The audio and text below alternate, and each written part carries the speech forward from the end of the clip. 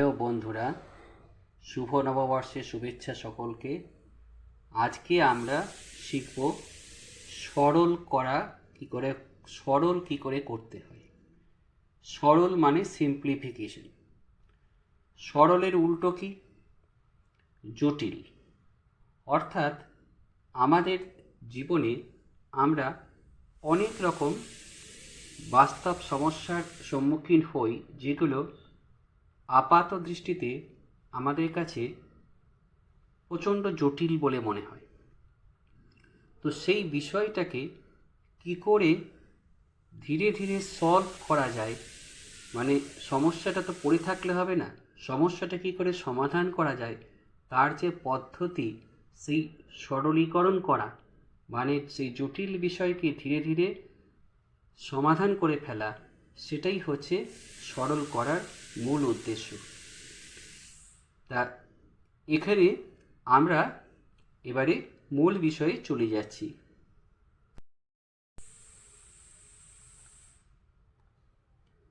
তাহলে বোঝা গেল যে কোনো জটিল বিষয়কে সরলীকরণের মাধ্যমে সমাধান করা যায়। একদিন ক্লাসে হয়েছে কি, হঠাৎ করে ক্লাস নেওয়া হচ্ছে, অঙ্কের ক্লাস। হঠাৎ করে দেখা যাচ্ছে যে একটি ছেলে যে বেঞ্চের তলায় লুকিয়ে রয়েছে। কেন লুকিয়ে রয়েছে? হঠাৎ করে তাকে আবিষ্কার করা গেল বেঞ্চের তলা থেকে। কী ব্যাপার, তুই লুকিয়ে আছিস কেন? তখন সবাই মিলে বলছে, স্যার ও খুব বদমাশ ছেলে। আমি তখন কি করলাম, তাকে সস্নেহে ডেকে নিয়ে এসে বললাম, তোকে তো সবাই বদমাশ বলছে, চল তোকে এই বদমাশটা দিয়েই তোকে আমি দেখাই যে কি করে জটিল বিষয় থেকে সরলীকরণের মাধ্যমে সমাধান করা যায়। তাহলে চলো, তোমাদেরকেও আজকে আমি শেখাবো সেই বদমাশ রুল বা বদমাশ পদ্ধতি।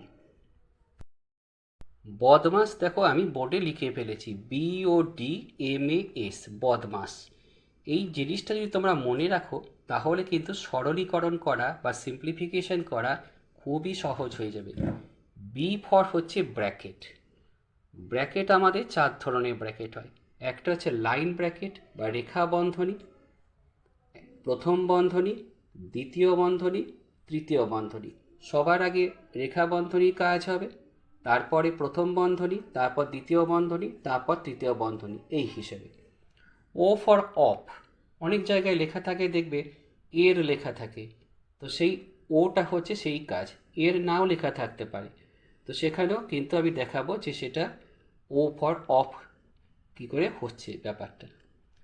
ডি ফর হচ্ছে ডিভিশন বা ভাগ, এম ফর হচ্ছে মাল্টিপ্লিকেশন বা গুণ, এ ফর হচ্ছে অ্যাডিশন বা যোগ, এস ফর সাবট্রাকশন বা বিয়োগ। অর্থাৎ একটা সরল অঙ্ক করতে গেলে সেটাকে প্রথমে আমি কোন কোন বিষয়ের উপর জোর দেব, কোনটার পর কোনটা আসবে, সেই কাজটা, এই রুলটা মনে থাকলে কিন্তু আমাদের মনে থাকবে। ঠিক আছে? আচ্ছা, এই বি আর ওটাকে বাদ দিলে সবার আগে কাজ হচ্ছে ভাগ, তারপরে গুণের কাজ, তারপর যোগের কাজ, তারপরে বিয়োগের কাজ। এইটুকুটা আমাদের মনে রাখতেই হবে। আর কি হচ্ছে না, বন্ধনী যখন আমাদের দেওয়া থাকছে তখন আমাদের খেয়াল রাখতে হচ্ছে একটা এক্সট্রা জিনিস, সেটা হচ্ছে কি না, আমাদের এই বন্ধনীর কার কোনটার কাজ আগে হবে সেইটা। এইবার আমি একটা বাস্তব জটিল সমস্যাকে তুলে ধরছি। এটা অঙ্ক নয়, এটা আমি একটা বাস্তব সমস্যা দিয়ে বোঝানোর চেষ্টা করেছি সরলীকরণে। ওই আমাদের DMAS যে ব্যাপারটা হচ্ছে, মানে বদমাস ব্যাপারটা যেটা হচ্ছে সেটা বোঝাবার এখানে চেষ্টা করেছি। সাপোজ আমাকে একটা, হয়তো আমার একটা ঘরেরই কাজ হচ্ছে, তো এখানে অনেক রকম মিস্ত্রি আমাদের এখানে লাগবে। ঠিক আছে, রাজমিস্ত্রিরও দরকার পড়েছে, ইলেকট্রিক মিস্ত্রির দরকার পড়বে, রঙের মিস্ত্রির দরকার পড়বে, পাইপলাইনের মিস্ত্রির দরকার পড়বে।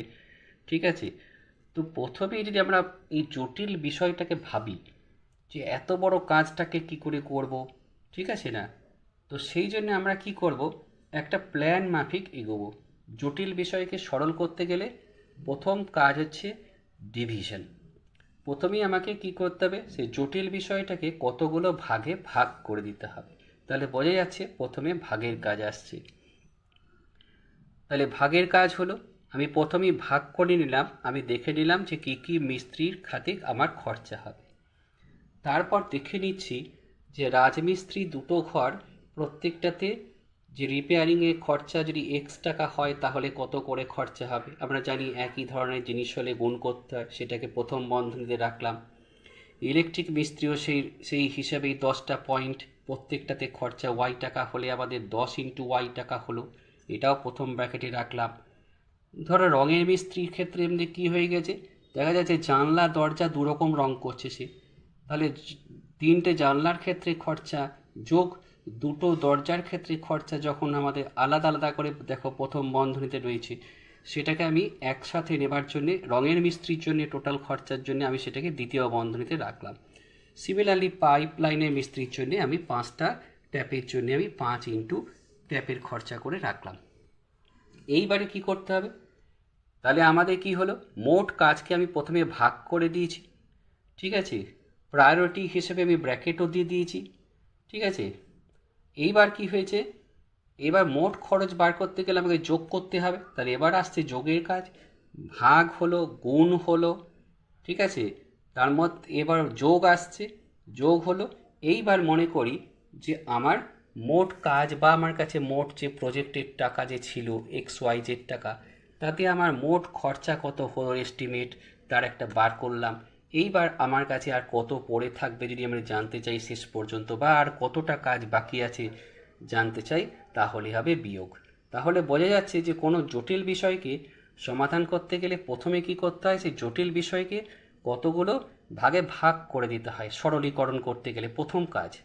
তাই ভাগের কাজ সবার আগে, তারপরে হচ্ছে গুণের কাজ। একই ধরনের কাজগুলো কি হচ্ছে আমরা গুণ করে বার করছি, তারপর কি হচ্ছে মোট যেটা বার করতে গেলে আমরা যোগ করছি, শেষে আমরা দেখছি যে মোট যে জটিল বিষয়টা ছিল, ওই যে আমি লিখেছিলাম একটু আগে যে জটিল বিয়োগ সরল সমান হয়ে গেল সমাধান। অর্থাৎ আমাদের সরলীকরণের মাধ্যমে আমাদের জটিল বিষয় সমাধান হয়ে গেল। এটা একটা বাস্তব উদাহরণ দিয়েছি। এবার আমি কি করব, বিভিন্ন উদাহরণের মাধ্যমে আমি কি করে সরল করতে হয় দেখিয়ে দিচ্ছি। আশা করি তোমাদের আজকে এই বাস্তব জীবনে কি করে জটিল বিষয়কে সমাধান সরলীকরণ করা যায় তোমাদের আজকে ভালো লেগেছে। আমি এরপর এপিসোডে কিছু অঙ্কের উদাহরণের মাধ্যমে তোমাদেরকে এই সরল বিষয়টা দেখানোর চেষ্টা করব। ঠিক আছে, আজকে এ পর্যন্তই। আশা করি তোমরা বুঝেছো, ব্যাপারটা মজা পেয়েছো। ধন্যবাদ।